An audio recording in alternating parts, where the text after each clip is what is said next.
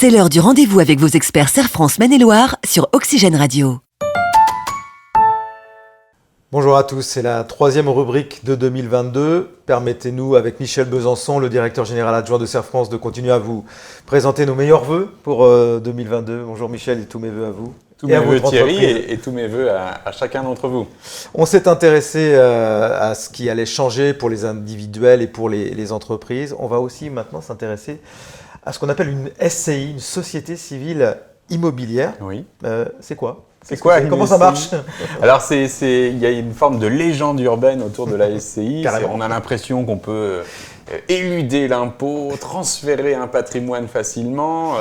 C'est des fois pour ça qu'on est sollicité et on ramène souvent les protagonistes les pieds sur terre, si je peux me permettre, parce que la SCI ne sert pas du tout à ça. Une SCI, c'est tout simplement le moyen d'organiser un patrimoine par l'intermédiaire d'une société et de différencier quelque part ce qui appartient à la SCI, le bien, et de ceux qui la gèrent ou qui en détiennent une partie de propriété.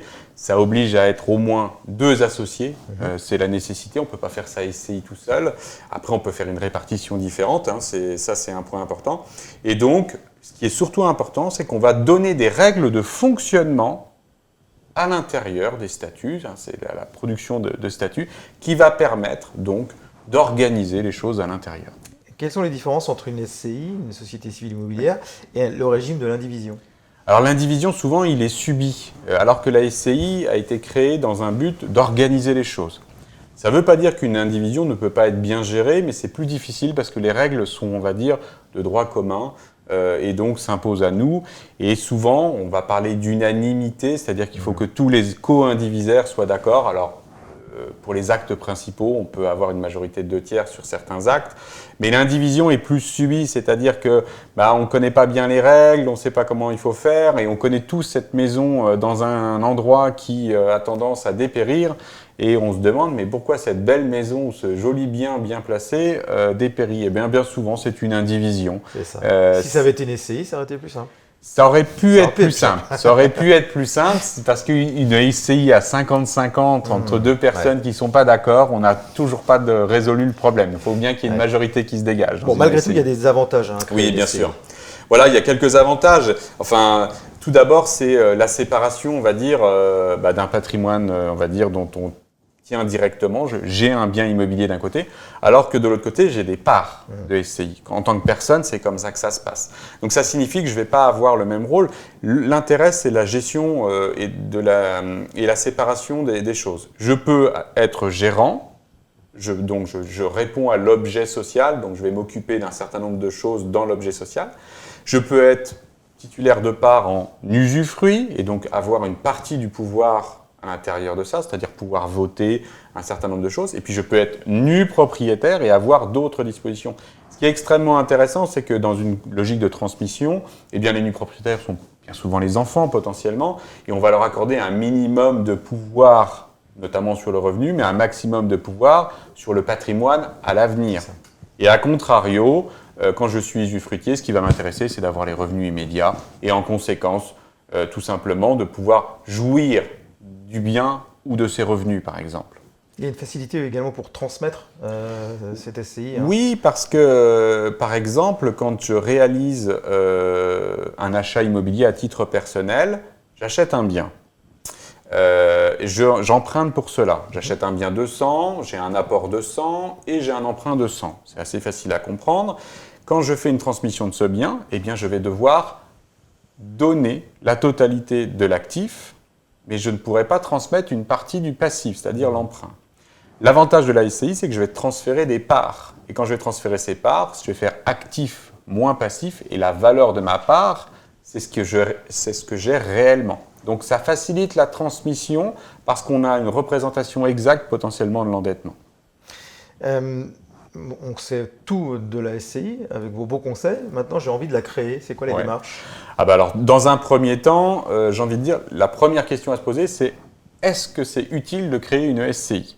Voilà. Je pense que j'ai plus conseillé… On vient vous voir et vous dites, d'accord. On est d'accord, on a des personnes adéquates et je pense que j'ai plus refusé de mettre en place des SCI que d'en mettre. Pourquoi ? Parce qu'il n'y avait aucun intérêt, si ce n'est que de dire que j'ai une SCI et que c'était à la mode. Et entre nous, une SCI, ça a un coût de constitution, ça a un coût de fonctionnement, et un jour, ça a un coût de dissolution. Donc ça veut dire que si je n'ai pas de motivation réelle, ou qu'il n'y ait pas d'intérêt réel, ça ne sert à rien. Ensuite, quand je suis amené à me dire j'ai un intérêt réel de différenciation d'un certain nombre de choses et tout ce qu'on vient d'évoquer et sûrement bien d'autres, notamment la possibilité de passer de l'impôt sur le revenu à l'impôt sur les sociétés ou ce type de choses, eh bien, quand je suis dans cette situation, effectivement, je crée une SCI en mettant des statuts. Alors, de grâce, on a tous des statuts disponibles sur Internet, mais si l'intérêt d'une SCI est à vraiment mettre en œuvre, c'est de mettre des statuts qui soient en adéquation avec mes objectifs. Et donc d'avoir des clauses qui soient totalement adaptées à ce que je veux faire. Je vais parler de l'usufruitier, du nu propriétaire, du gérant, ne serait-ce que ces composantes-là, du quorum, ce qu'on appelle de décision, qui décide quoi, à quelle majorité. Mettre une majorité simple quand on est à 50-50 ou mettre une majorité à 3/4 quand il y a 3 personnes, pas très adapté, on va dire ça comme ça. Bon, donc ça veut dire qu'il faut avoir des statuts adaptés à ce que je veux faire, première chose. Et ensuite, quelles vont être mes obligations ? Ensuite, je fais des statuts, ensuite j'achète bien au nom de la SCI, et puis ensuite, je mets en place dans ma SCI la cohérence, et je vais devoir suivre réglementairement ma SCI, 3 points principaux. Je fais une déclaration dite 2072 tous les ans de déclaration des revenus. Ensuite, je fais un compte bancaire, je fais un compte de résultats pour ma société et un bilan, c'est obligatoire pour pouvoir prétendre à la réalité de cette SCI. Et je fais une assemblée générale en conséquence tous les ans pour pouvoir décider de ce qui se passe. C'est pas si simple donc. Et pour cela, il faut aller vous voir ou vos conseillers ici à Oui, je crois que c'est important de savoir que c'est pas un acte anodin, que quand c'est bien préparé, c'est des outils formidables. Quand c'est mal préparé, c'est des boulets, on va dire. Et c'est effectivement bien anticiper ça, c'est extrêmement important. Venir nous voir, je pense que c'est utile. Et puis, des fois, on a des outils qui simplifient les choses. On a une offre, on va dire, qui s'appelle Ma Gestion by Serre France à destination des SCI et qui correspond parfaitement à ça, qui permet de faciliter la gestion, on va dire, d'une SCI.